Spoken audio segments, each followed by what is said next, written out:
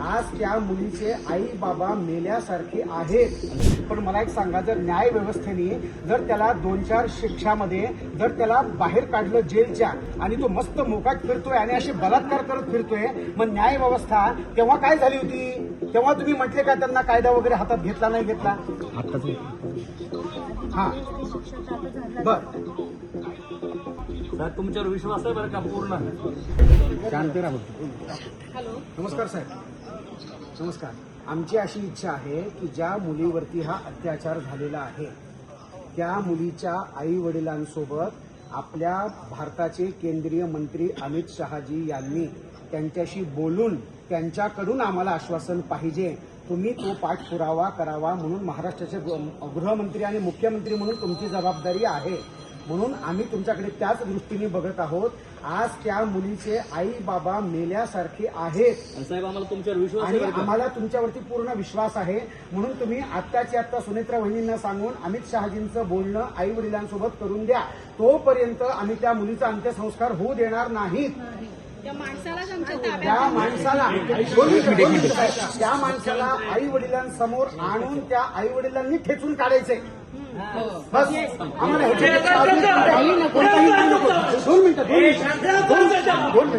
दोन मिनिटं साहेब, आणि 2 मिनिटं मला सांगा फास्ट ट्रॅक.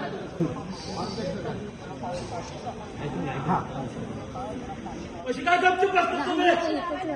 नको आम्हाला. ऐका 2 मिनिटं. मला एक सांगा फडणवीस साहेब, फास्ट ट्रॅकची आपली जी काय फास्ट ट्रॅकची केस आहे ती आतापर्यंत आत्ताची आत्ता 2, 4, 8 दिवसात 15 दिवसात कोणाची निकालाला लावली? तुम्ही सांगा बरं, कोणाची निकालाला लावली? 2 आठवडे नाही साहेब, 2 आठवडे ते जगतील का माणसं? 2 आठवडे शांत व्हा. फोन चालू आहे.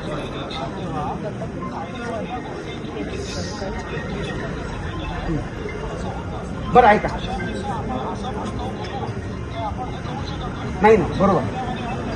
बरं, आम्हाला भडकवून बोलायचं नाही, पण मला एक सांगा, जर न्याय व्यवस्थेने जर त्याला 2-4 शिक्षामध्ये जर त्याला बाहेर काढलं जेलच्या आणि तो मस्त मोकाट फिरतोय आणि असे बलात्कार करत फिरतोय, मग न्याय व्यवस्था तेव्हा काय झाली होती? तेव्हा तुम्ही म्हटले का त्यांना कायदा वगैरे हातात घेतला नाही घेतला?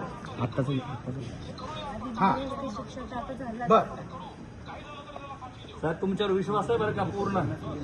सुनेत्रा वहिनींना सांगा की जोपर्यंत त्या आई वडिलांना अमित शहाजी केंद्रीय गृहमंत्री म्हणून 2 मिनिट